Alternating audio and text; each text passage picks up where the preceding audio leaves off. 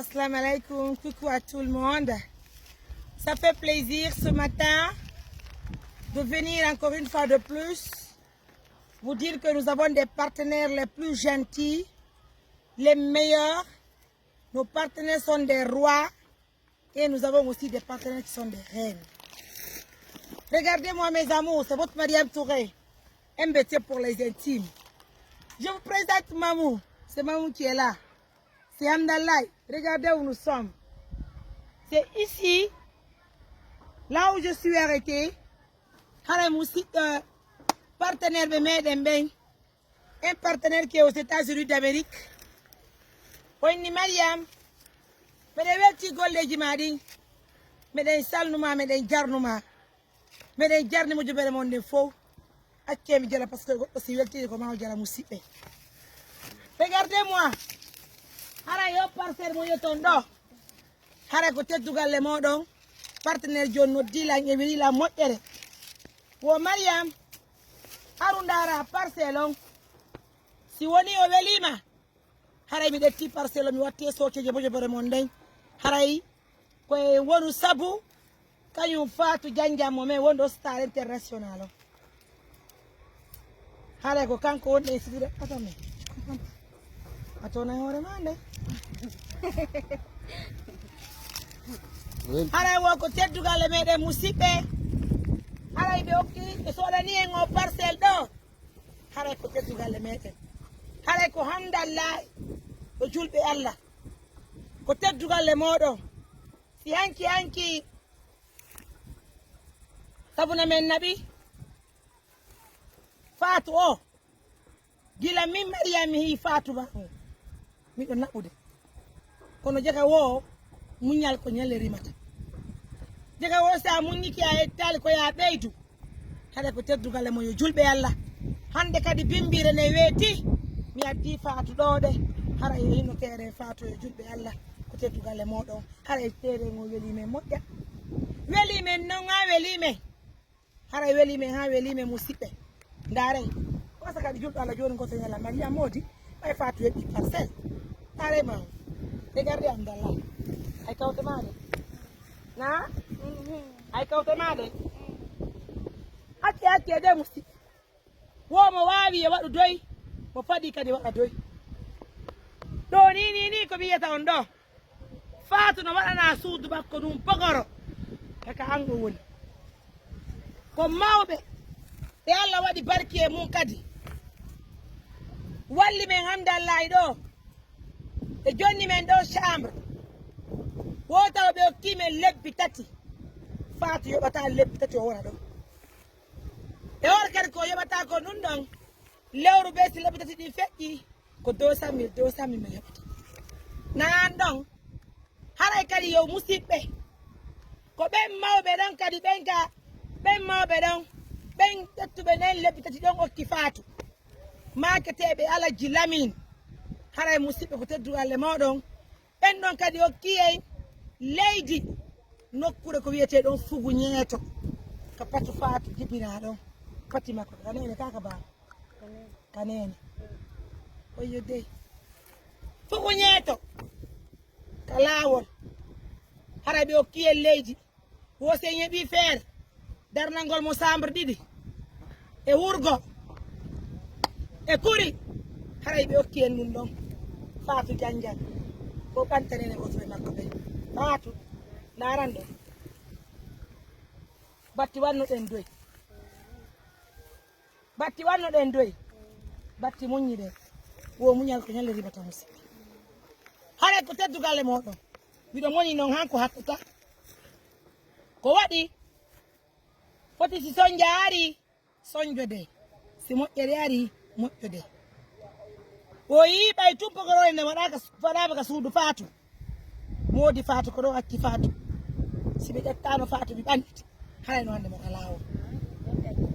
ɓe miki ɓe yeka fulawa awa esiraɓe ko teddugal mon terenji ɗiɗi heɓike goto on ka saare mamu Hamdallahi kuranno hando e Allah moƴƴo ay ɗo na han panonade ne se yiwi ɗo Fugu Ñeeto kadi ka pati makko jibina ɗum haray ɗon kadi ala jengo kiye leydi yo musidɓe ko teddugal mum haray noon ko wonnen ɗo ko partenaire ɓe men hokkay ɓe valeur ɓen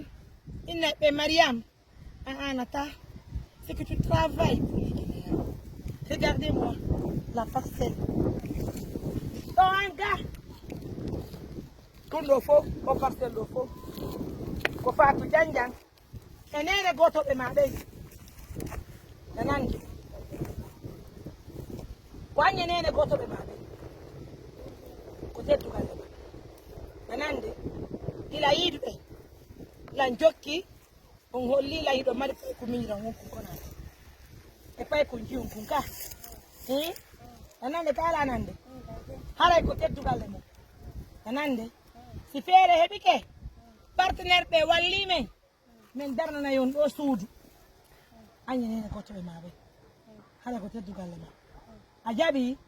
a weltori ko numarra ko holla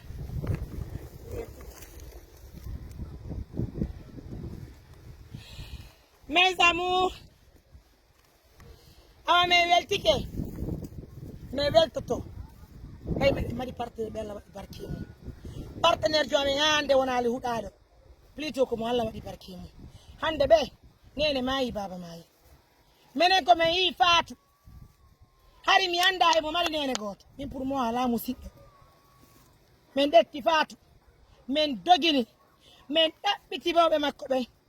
min yi modi makko mi humpitimo mari jaaja hay Fatou haalnala mo mari jaaja mi nanuka mi dogi mi ɗaɓɓiti jaaja Fatou mi ɓanniti jaaja Fatou hey o haaja e ma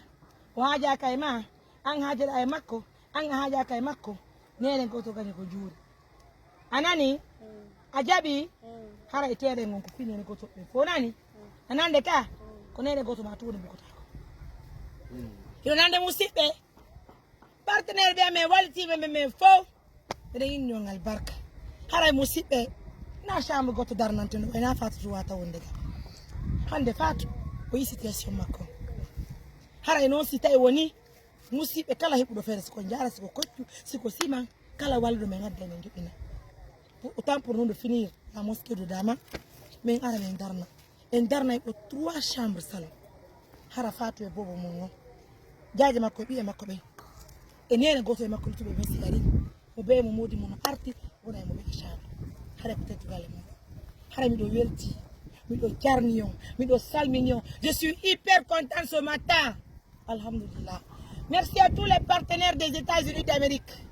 haɗa ko teddugal e moɗon assistance iman teddude no inni on albarka c'est pas fini hein vous savez avec nous c'est la paix du cœur c'est non stress c'est moins de stress c'est la paix du cœur saboɗa siko naɓugol min aɓi fi Fatou Janjang mi yokkiti yo mi dogi fi yo mi yennama fi yo ko no waɗi ɓe waɗa Allah fi Fatou ɓenina way ko min waɗi bobo Fatou kan haala mi nanika kono miɗen jenti miɗen fanki partenaire ɓe amen ɓen ɓe Allah waɗi ɓen barke mum hokki men teren miɗen welti miɗen jarɗi miɗen weltori fi Allah woti annabijo hay ko teddugal muɗo musidɓe kala kadi marɗo feere no gasa usine goto ina Mariam ndi ɗon non to don dit on doucement bien tu vas construire pour la petite avec ses frères et sœurs haɗa ko teddugal muɗo Fatou a weltike a weltike moƴƴa ama haɗa ko teddugal ma min heeɓi parcelle wona noon fima antum par ce que wona antum mbirama heeɓi anande non no moƴƴa mi nana ko teddugal ma ina nande ka nanal si ɗo darnama wona antum je kono min ene mo yaltini ɓen ɗo yurmodiro anani biye haray noon miɗo welti batti taw noon min yewno min laɓɓitinene goto ɓe Fatou ɓe andi wo sa woni stage jako ma yimɓe ɓe haala fima wo miɗo hersini jaaja Fatou alhamdulillah rabbil alamina partenaire ɓe amen ɓe walanimen saabu min heeɓi leydi ko teddugal e moɗo musidɓe fof ñeeto kadi min heeɓi leydi tere jiɗiɗi ñallal gotal alhamdulillah keni bien so ndebu